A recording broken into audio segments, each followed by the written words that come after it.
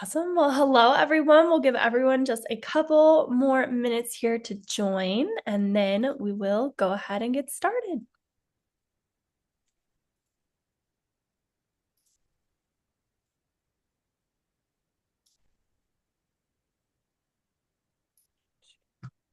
Okay.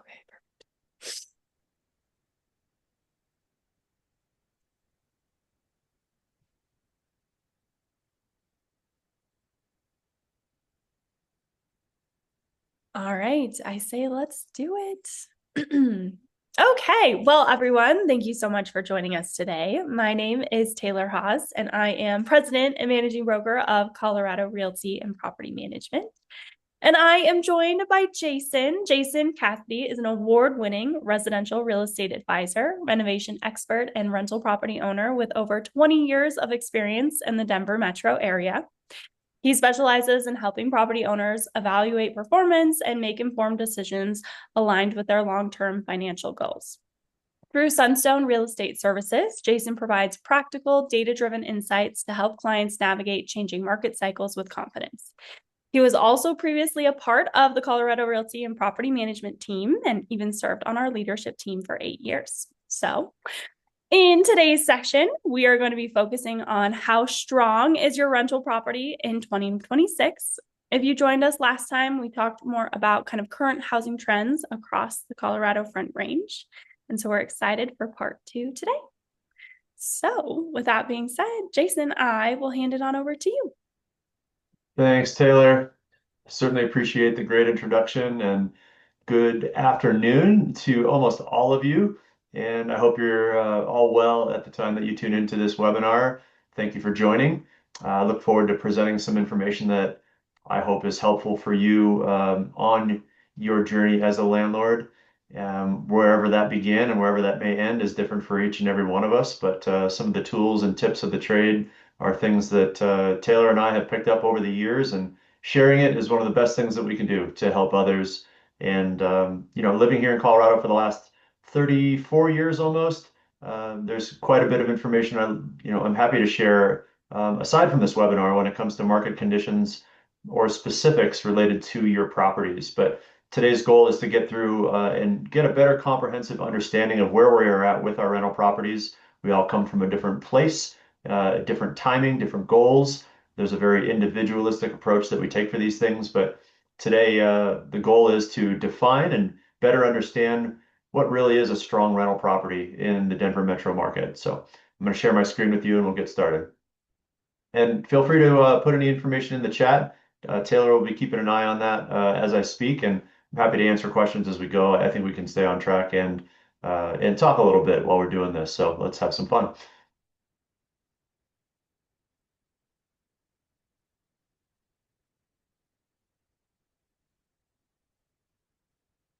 All right. So before we get into the intimate details of how we can define what a strong rental property looks like, we'll just summarize some of the things that we've talked about in the last webinar as it relates to the Denver market, because many of us don't live in the Denver market any longer. We have property here, but the news reports lately have been a little bit misleading as far as concerns of Denver market values falling so fast and so much faster than other markets in the United States. And I think aside from Austin, Texas, they had placed Denver as one of the fastest or the fastest falling home values in the US. And I'm here to tell you that that's not true across the board, and that not all markets are the same or performing the same in the Denver metro area. And there is some truth to what's being said, but if you look at specific market segments, and I'll refer to these in previous webinars and future webinars, but for example, the Denver downtown condo market is way different than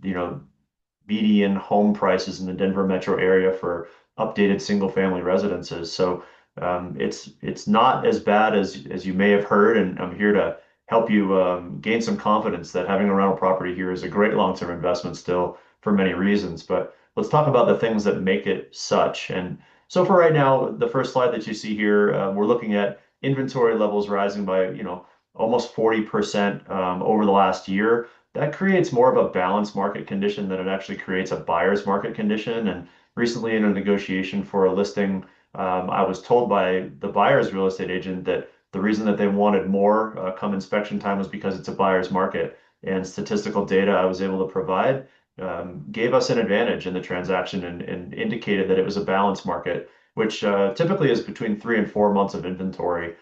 So these inventory increases that we see kind of create more balanced conditions that we saw back all the way back in 2017 to 2019. So don't let that number, intimidate you if you're thinking about, adding your property to the inventory in the Denver metro area for sale. Days on market are increasing, but there are also ways to combat that. Most recently, the most recent listing that we did, we had a property under contract in 11 days because it was fully updated. It was in a great sweet spot for median income in the Denver metro area. So I can tell you that these numbers aren't hard numbers and they're very property specific. Price growth is flattening. I think that is kind of a universal truth in the Denver market. 2.1% would be optimistic for some folks, and we've seen negative numbers over the last 24 months in certain segments as well. So considering that things are kind of flat as the average is a safe way to say it right now. Seller concessions are a very, very consistent thing that we've seen. Most offers accompany a seller concession request of some kind. This allows buyers to buy down the interest rate on their home mortgage, and the formula for that is 1% of the loan amount equals a quarter of an interest rate point. So, by asking on a $500,000 listing, by asking for 5,000 in concessions, they're able to bring that down, maybe to the 6.25%, depending on where we're at today. So just a little bit of a backstory on current events related to current market conditions. Let's talk about some changes though as it relates to rents, because all of us are here because we have rental properties. We want to know, how can we make more money? How can we keep the money we have? How do we manage risk? It's a balancing act for all landlords to not only maximize their return on investment, but also minimize risk. The uh, the index that I saw that I thought was interesting recently was a Zillow Observed Rent Index. The red line shows single family rental rates over the period of the last 11 years. The blue line represents condo and townhomes and multifamily properties over that same period of time. And we're seeing a growing variance between the two. A lot of it is, changes that happened after COVID, work from home environments, people's desire to live more in the outskirts of the city instead of city central. And some of those things will change again in recent years as we get into a new Broncos stadium and redevelopment of Elitch's and Kroenke sports redevelopment projects. Maybe we'll bring people back to the city in time. But right now, we're seeing a really, really strong push for single family rentals, and the numbers are pretty different. Looking at a 37% increase since 2020 on rental rates compared to only 16% for condo and townhomes over that same period of time. That variance in another graph is a 71% variance over that period of time and continues to be growing. So condo owners, not all is lost. A long-term hold policy could work out really well. We'll talk about some reasons to keep with what you have or to identify some things that may make you think maybe it is better to get into a single family home as a rental property, the way that the market's going and the way that people's lifestyle habits have changed. Some of the things that we're going to identify as far as what I would call pressure points as landlords these days are highlighted in this slide. Insurance premiums kind of snuck up on many of us, rising over 40% in just a 2-year period due to some of the natural risks that insurance companies feel Colorado properties have. I know that since 2022, labor maintenance costs for services for our investment properties have increased to the tune of nearly 30%. Legal changes has been one that Colorado Realty and Property Management has done a great job of keeping on top of. I know that Samantha has been a great advocate at CRPM, done such a great job on keeping up with these changes. I know that those reports come in constantly to the team, and between the pricing regulations, the restrictions, the definitions of wear and tear versus damages, eviction laws, warranty of habitability laws, there's a reason that this is at the center of the slide because it really has impacted change as landlords. And it's the reason that it drove some people out of places like, rental property owners in Oregon and in California came to Colorado years ago because they wanted to see things a little bit more favorable for landlords. And we've seen changes that aren't necessarily landlord favored changes in recent legislation.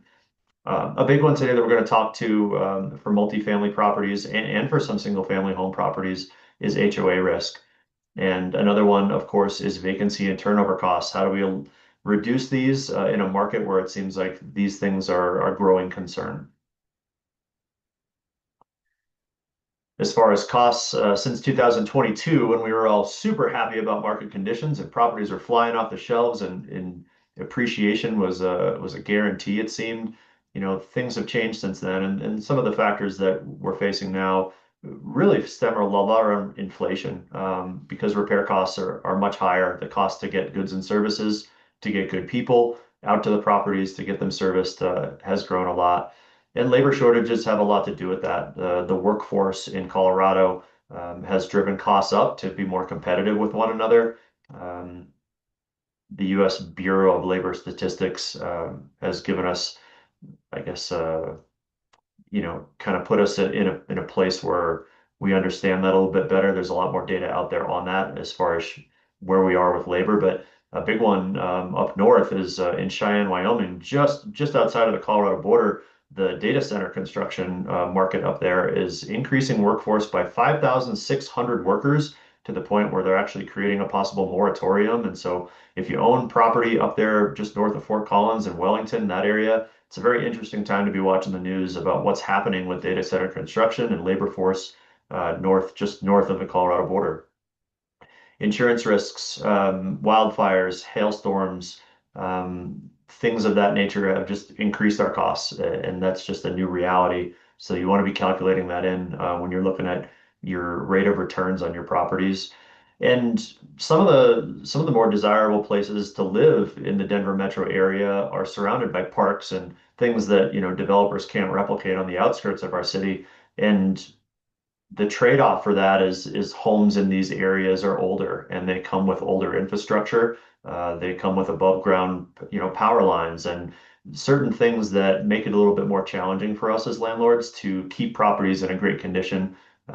We want to take note of that. It's especially important to be keeping track of the infrastructure that your property needs to stay in top form, not only for the life cycle and making sure that tenants can stay in there, but also when it comes time to sell the property, you want to be sure that damage hasn't been caused or neglect hasn't caused a change in value due to some of the things that nature in Colorado can affect. So we won't go down a huge rabbit hole here on things that impact value to a negative stance, but a lot of what I'm presenting in this webinar are ways for you to identify your risks because they directly relate to having a profitable investment. So licensing is another one in the Denver metro area since 2024. Not only are there licensing requirements, but there are also inspection requirements that need to be passed in order for you to have rental housing in Denver specifically. Um, this one's a pretty staggering number as far as the amount of new apartment supply, what I call cranes in the sky. It seemed like COVID didn't really slow down the growth and development that was already underway. And right now, we are leading the United States of America in rental concessions. CRPM knows how to manage this as best that they can, but with the free rent, gift cards, concessions, lower security deposits, people who own properties that compete with this apartment inventory or that are nearby new apartment inventory need to take note of that and need to start making plans either for the right type of improvements in their properties in the future or be looking at that investment as maybe it's not the same investment that it was when I purchased it years ago. Legal trends, there's a variety of different ones that have changed in the last few years, but warranty of habitability is a big one as far as under what terms you can end a lease and prepare to sell or prepare to reoccupy your property. Notices have longer timelines, and so a lot of planning in preparation is important these days to make sure that you're able to do what you want to do with your property when it does come time to make a change. Security deposits I mentioned at the beginning, wear and tear now for carpet can't exceed 10 years. That's just one example of how wear and tear is defined. Usually after a rental property's had the same carpet after 10 years, it's well past due anyways. That's a personal opinion for me for my rental properties. But, we have to be very well aware of what the law allows, so that we're treating everyone fairly when it comes time for security deposit dispositions. As far as insurance costs, a couple more statistics here. 42% is the number between 2020 and 2023 as the average premiums have increased. And the HO6 policy is the policy that most of us have for our properties. I wanted to talk about that just for a moment because for properties that have an HOA, one of the supplemental riders that go along with an HO6 policy is called risk, excuse me, yeah, loss assessment coverage.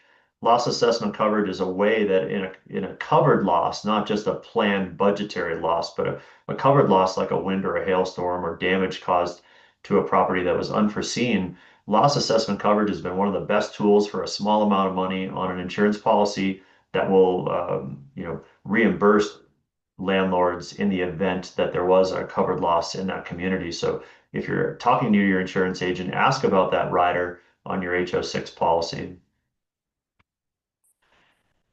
Many of us are unaware of the actual costs until it's time to, make a repair or schedule some maintenance at one of our properties. I'm always curious how much things cost and what a reasonable cost is. There's a lot of ways to get more information on that, but I just thought I'd list a few of them that are more common in 2026. If you don't have your downspouts, for example, 4 feet away from the foundation, and you get large rainstorms after periods of drought, foundation repair could be in a landlord's future, and it could be really, really expensive to fix that kind of damage. So, being aware of just the maintenance that goes along with a single family home and keeping the downspouts 4 feet away and keeping watershed away from the property foundation is a huge cost savings compared to foundation repair. Exterior painting costs have gone up about 30% due to labor costs and equipment costs and things of that nature. Handyman services now are between 75 and 125 an hour, and this entire slide deck will be provided to anybody who attended the webinar. So feel free to look back on these or ask questions about these kind of costs if you're curious about trying to make some preliminary improvements to the property, or if you know that there's some upcoming expenses, you can use this as a rough guide for a few of those.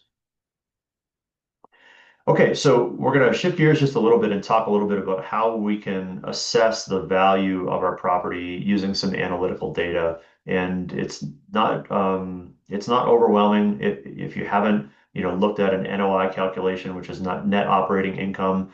The formulas are easy to follow with this slide. Feel free to take a moment if you haven't done this since you bought the property, or if you haven't done this since you become a landlord. Some of these are great tools that you can use as a reference when you're speaking with your insurance agent, your financial planners, your tax advisors. To understand your net operating income is to understand where you stand financially with your property and how well it's performing as an asset. So when you're calculating net operating income, you're simply calculating the operating income that you receive on the property and then any fees that you would also receive as a bonus. It could be a pet fee, it could be an extra parking fee or things like that. So you're putting that all into the operating income category. And then you're deducting operating expenses such as the, property taxes, management fees, repairs and maintenance for the year, utilities if they're paid for by you as the landlord, or things like lawn care, ancillary costs. And you're going to create a total operating expenses line item there as well. What's not included in net operating income is the mortgage service, income tax related costs, depreciation costs, or insurance on the property. But once you take those two groups, you create your net operating income, which you can use to do other calculations for your property. So this is the first one. The second one is a cash flow calculation. This one's for a residential condo. And so we're taking that operating income, reducing the operating expenses, creating that net operating income, and then we're subtracting out our debt service. So anything that's related to a monthly ongoing payment that needs to be paid, mortgage payments most commonly. Once you've taken your operating income and deducted the operating expenses, and then subtracting your debt service, you're looking at monthly cash flow, which is a number that we're probably all pretty familiar with. But it's important to analyze that and take a look at that on a monthly basis. I know that we probably all do, but this is one more step in understanding I guess, the benefits of being a landlord in the monthly cash flow. Capitalization rate calculations are very common in commercial real estate assessments, but they can be used very quickly and easily by residential real estate agents and by investors to determine if the purchase of a property or a property that you have, you can run this calculation on really quickly and see how your number as capitalization rate compares to what the market bears. So 6, 7 years ago, a capitalization rate in Denver metro area was people were looking for a 5.5% or so return as a capitalization rate. And I think that that's shrunken all the way down to about 3 to 3.5% because of the cost of borrowing money at this point in time. Most people want to get in at a 25% down payment. And, it's just really hard. You have to put a lot more money down these days to make the property cash flow and see a capitalization rate as high as 6% in Denver. We just haven't seen that in several years. But there are other markets in the United States where you can get closer to that number. For this one here, what you're doing is it's basically taking the net operating income that we've learned how to calculate, and then we're dividing that by the purchase price of the property to create a percentage. So that $17,700 that we get from NOI, divide that into $295,000 price. If you estimate what the price of the property is that you own now, then you could pretty quickly come up with a capitalization rate. And if you're seeing numbers, from when you purchased it at 5, 6%, you're doing pretty well. And if you're looking at an asset, looking to purchase something now, and you're seeing numbers that are 3.5%, you're looking at what's the average in the Denver metro area, I would say. Return on investment calculation, this one's for a residential property. So ROI just gives you a percentage evaluation look. This is, again, a way to compare against other types of investments or a way to compare your property against maybe other properties you're considering, other markets you may be interested in purchasing in. So looking at the benefits that you receive from the property overall, the way you calculate that, again, is by starting with net operating income, and then property appreciation is what's added. So the appreciation in value that you've seen since you own the property is added to the total return in number one.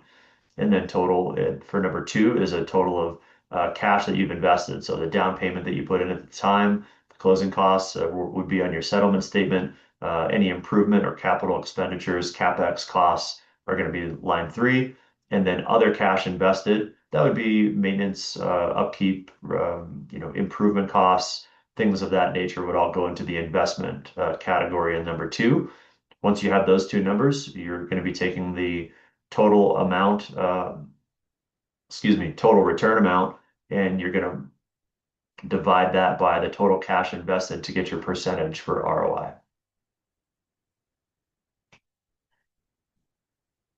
If you have time to do those things, you can start to look at things analytically from a numbers perspective. But if we want to look at this more holistically through the rest of the presentation today, we'll just talk about, I guess, facets and different ways to, I guess, evaluate whether this asset is still performing at the same level. So kind of a hold versus sell framework is what I call this one.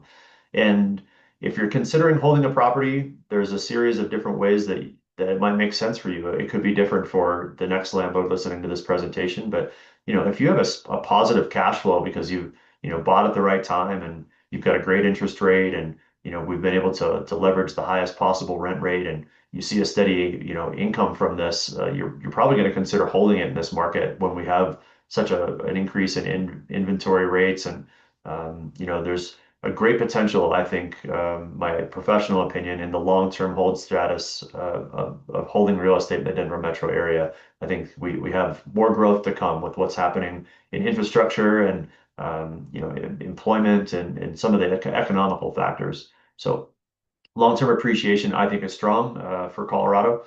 And if your existing debt is favorable, meaning you have a low interest rate and your payment is manageable, it's keeping you in the green.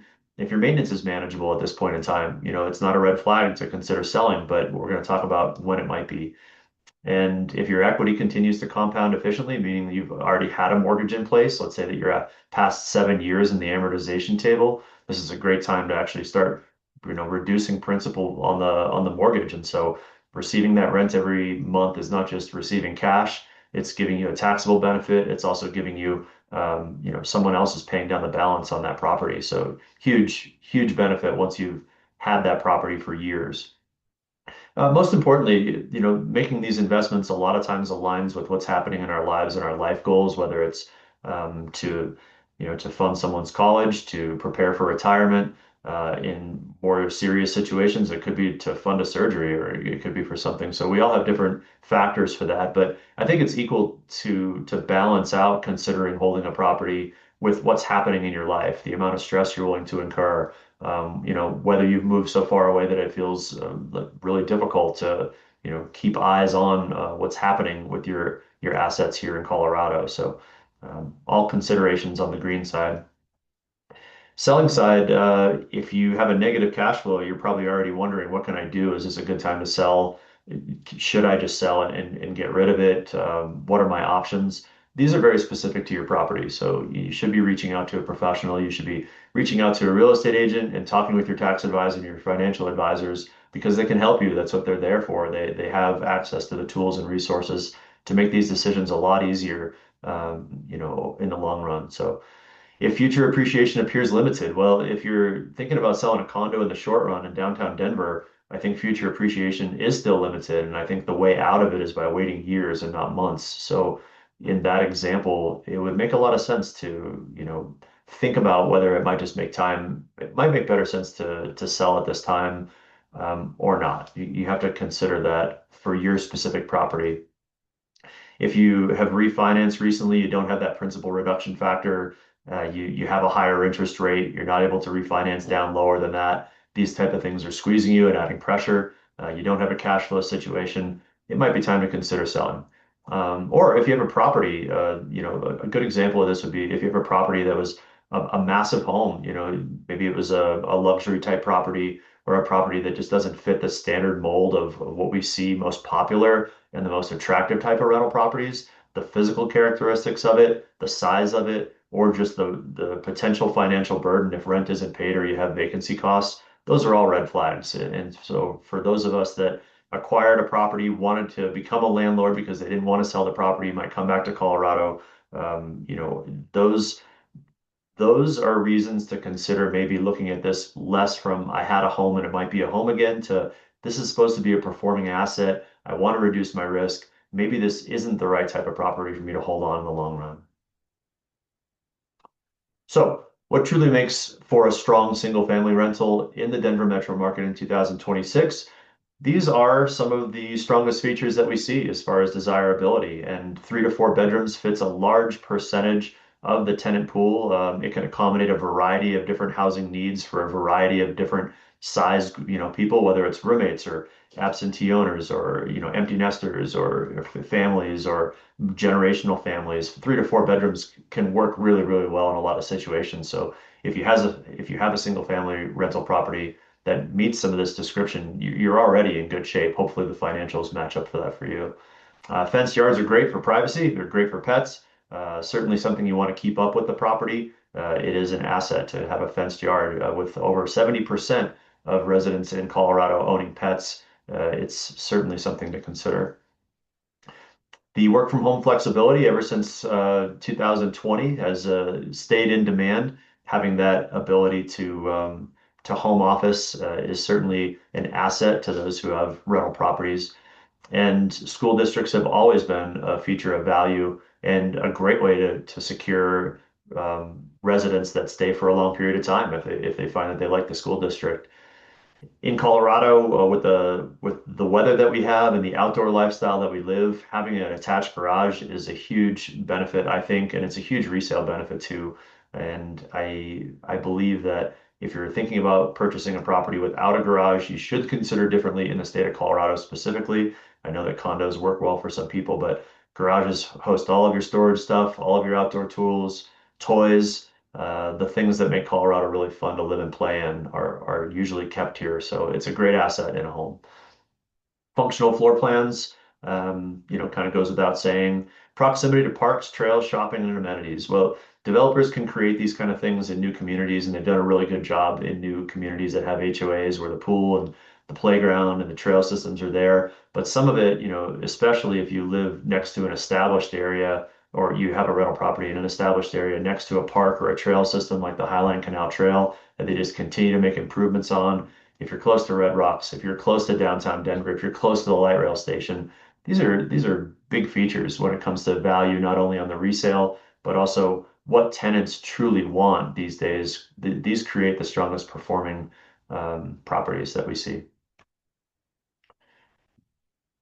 As far as keeping up with these properties, it's pretty important. And if you're not setting money aside to plan and prepare, I encourage you to do so. It's a great way to be prepared to keep this property at the top of desirability for residents, but more importantly on the resale end. I can't tell you how many times in a more balanced market, we're seeing negotiations on inspections come from people having, wanting roof certifications because of roof damage. Sewer lines are always inspected and checked for potential bellies or low spots or changes that have happened in the soil. HVAC systems have become incredibly expensive to service and maintain and replace due to refrigerant changes. Low maintenance exteriors are very, very valuable. So if you have, vinyl siding, it's less expensive to put that on there, but hailstorms can literally take that out. So if you're thinking about making a change to your exterior, think about the things that actually add value to the property, and that's a big one. Nobody is prepared to re-side their house, and nobody gets real excited about it either. When you have your friends over and you've just bought a new house, they're usually more interested in telling you about the interior changes than come check out this new stucco on the outside of my place. So having a property that's already been maintained on the exterior is really valuable. It protects your investment, just like the updated windows from a quiet standpoint, from an insulation standpoint, and the four seasons that we have. It's a great investment in the long term in your property. And landscaping, especially this year, we don't have the water supply that we've had in recent years. If you're looking at your property and you're wondering if you're going to be able to keep up with the landscaping or if, the drought is going to cause damage, this is a great year to think about ways to xeriscape, to add tolerant plants and things. And so your landscaping plan typically is to minimize in recent years and not add grass. I think Taylor could probably speak to that. These are all a result of labor costs, insurance costs, material costs, compliance costs. That's the reason that having these systems updated and in place is valuable to your single family rental. If you have a home that was built 50 years ago and it hasn't been kept up with some of these things, it's gonna show itself at one point in time. And the last time that you want to see that is when you have residents in the property because there's requirements to keep that warranty of habitability in check. And so deferred exterior paint can end up costing you a lot more in siding. Old sewer lines, it's really expensive to replace those versus just having them cleaned out on a regular basis. If you have tree roots or trees are planted in line with where a water, a sewer, or a gas line is on your home, be aware of those things. The roots will find their way into old clay systems. Retaining walls are a really expensive replacement too. So if you have a property that has a lot of retaining walls on it, servicing that, at least being aware of it or planning and budgeting to keep up with that is important as well from a drainage standpoint on your lot. Expansive soils and foundation risk is a real thing. Keep your downspouts 4 feet away from the foundation and make sure that you have what's called a positive slope, which slopes away from the foundation. If you have a property that's 50 years old, a lot of times the erosion has taken down the soil on that property and has brought negative slope, which can impact the foundation in just a matter of a couple of years. So have CRPM do an inspection and go out and check these things to make sure they're in good order for you, especially before winter hits. Hidden risks in Colorado. This is a newer topic, and real estate agents are going through more and more continuing education to educate buyers about metro districts because metro districts have been a common way for developers to reduce the cost of housing for people buying by deferring the cost of the infrastructure for those new developments in the form of metro district taxing. And unfortunately, metro district taxing does not have as much government oversight as it could or as it should at this point in time, and things can kind of operate similar to an HOA where fees can fluctuate. The debt that that taxpayers are typically paying down for that infrastructure can be refinanced, and sometimes it doesn't necessarily just go away. So it can have a direct implication on your cash flow. It can impact, the amount of money that you're paying not only for taxes and insurance, but metro districts and HOA fees. They all play into our cash flow position, and the mill levies change based on the county that you're in, your property is in. Um, some are run better than others. If you haven't looked at all in the way that your metro district operates, I certainly suggest taking a look into it further. Um, so the thing about selling rental property is most of the time my recommendations have been in a changing market, have a turnkey property and have a property that's fully updated and ready to go to market because it attracts the highest percentage of buyers. And it was that way even before the change in market conditions, even in 2022, that was the recommendation. And it still is today. But a well-maintained single-family residence appeals not only to people buying homes when it comes time to sell, but investors as well. Investors are very interested in that. So if you can create the best conditions for yourself to sell, keep up with your single-family residence. Don't let deferred maintenance cost you in the end, because you will have the highest percentage of buyers looking at updated homes when you are ready to sell and move your asset to another category. The strongest ones at this point in time are based on median incomes. So middle income move up type price points, 500, $650,000 homes are still very, very popular. They still sell very, very well throughout the metro area. And that's where we see the highest percentage of buyers, and we see plenty of activity taking place in the Denver metro area still. So, what makes a strong condo or townhome rental? We've talked a bit about single family properties, and now let's identify really what helps with condos. And the first and most important here is HOA financial health.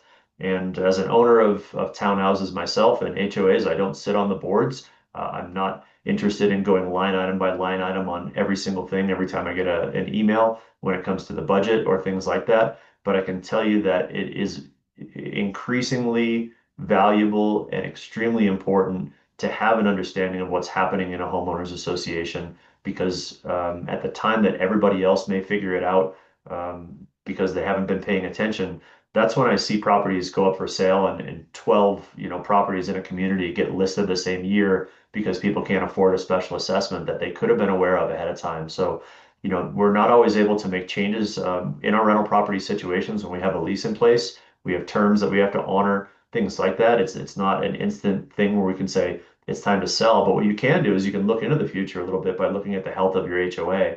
And the best tool for that is a reserve study.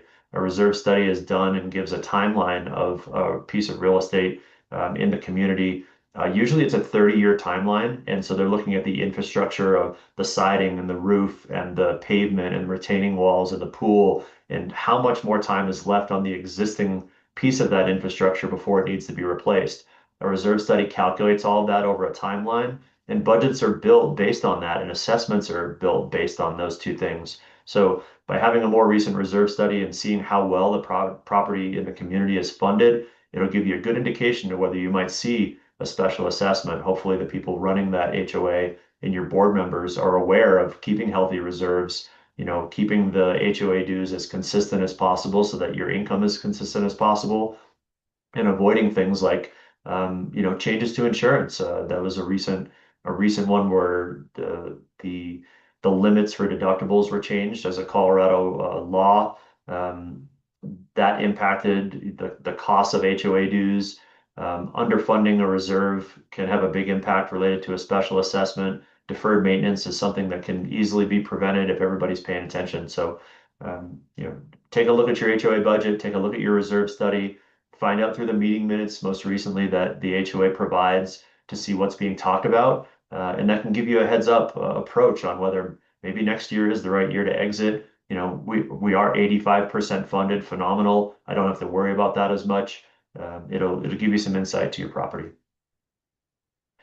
Rental condo risks. One of the biggest ones that we talked about so far is probably competition. So A-class apartments that have new amenities, nice finishes, improvements, dog washing stations, the infrastructure surrounding them. It's in a great location. Those type of things can make it very, very competitive and very challenging. Flat rental growth, rising HOA costs are another aspect of this that can challenge us trying to make a profit when it comes to owning a rental condo. And I think the apartment inventory piece of it will change. And I think that, as people continue to move to Colorado, a lot of that inventory will be absorbed. But we're at a period of time right now where some communities more than others have a surplus of apartment inventory. And this is a time to buckle down and be prepared for that. If you're getting ready to turn a property or you just had someone move out, that you might have some competition that causes you to, have to make a change financially. Uh, Talking a little bit more about strong condos and strong townhome rentals, there is a benefit, of course, not just the risk involved here, but one of the benefits is the exterior maintenance is pooled when you pay HOA dues. You don't have a siding bill or an exterior painting bill, and hopefully not a hail damage bill that are coming immediately to you. It's pooled between the entire community. It reduces costs. They can budget and prepare for it. It's not going to hit you as a single line item unless things have been mismanaged. So, it can be very, very positive also to have a condo or townhome as a rental for those reasons, especially for newer investors that, aren't ready to take on and, manage the scale of a single family property.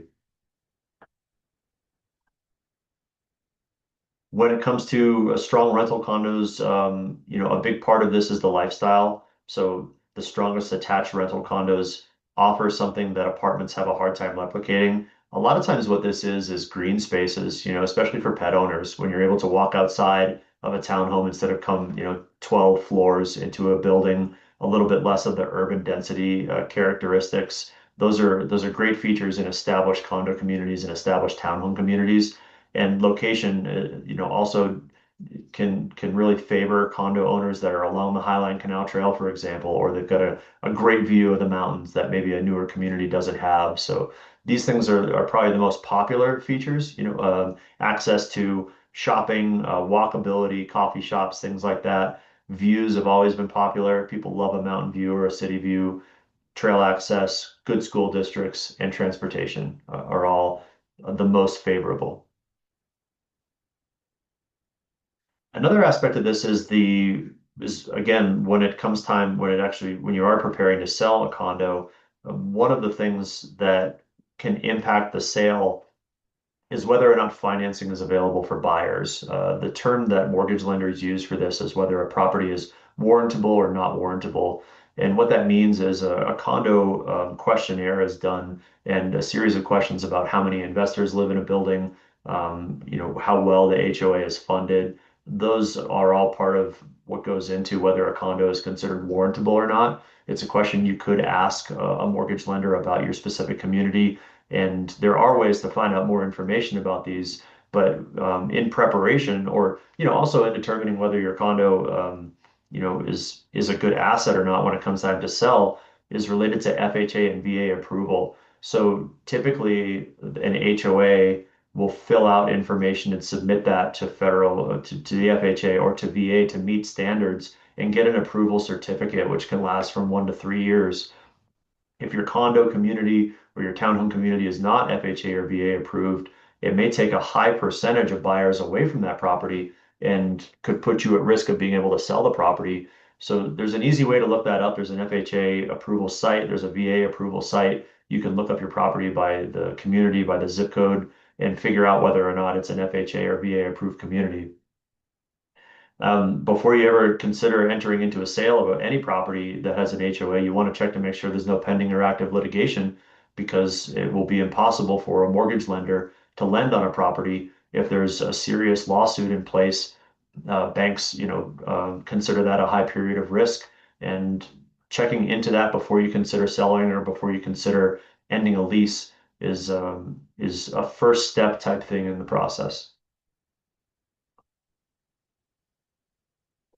This is a way to look at maybe some of the best case scenarios when it comes to holding your property. versus selling. And, we've talked a little bit about great locations, single family residences, yards, garages, and lifestyle appeals really do create a valuable rental property asset. Low maintenance townhomes are another one that I think are very desirable because they have the physical space that people want and the opportunity to work from home or be able to grow inside the home, have roommates, things of that nature. Locations always going to drive value. The same property in two different locations significantly impact value. Having a mortgage rate that's low, keeping that mortgage rate in place and staying with it, especially if you cash flow, just makes a lot of sense right now in a market where we're getting a lot more inventory.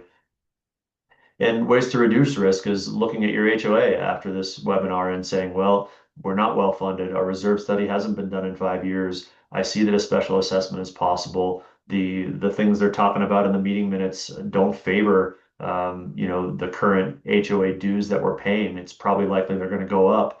There's a lot of deferred maintenance that isn't accounted for in the budget. Those are definitely red flags, ways that you can start thinking about how to reposition yourself for another asset.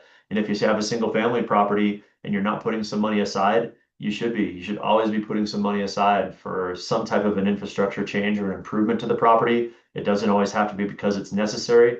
Doing these things preventatively and preparing to keep your property in the best condition. We'll talk about the value of that. Weak cash flow is definitely a red flag at this point in time. And if you have a lot of debt against the property, it can create a lot of stress in your life. I don't know if this is the time to kind of weather that storm. We have to look at each of these properties individually to determine if that makes sense. If you have a lot of equity trapped in your property, you might be asking yourself, well, can this money, perform better in other markets, in another type of property? Should I diversify my portfolio? Should I do a 1031 exchange? There's ways that you can continue to be a landlord and continue to make money in the real estate market in Colorado, maybe not with the asset you have today. If you've evaluated, after the webinar that this may not be a high performing asset for you now or in the near future, and you have equity, you've got a lot of options. There are some great ways to, defer capital gains tax at this point in time using 1031 exchanges. Be creative with your next property selection. Take an older home and move it into a newer home that has a much, much lower maintenance schedule, which can help you on a cash on cash basis. So there's different ways there to consider the risk that's associated with being a landlord. I created a tool here at the end of our webinar, and this is for one at home. It's a little bit of homework if you want to do it. It's kind of a self-risk assessment. One is for condos and townhomes. One of them is for single-family properties.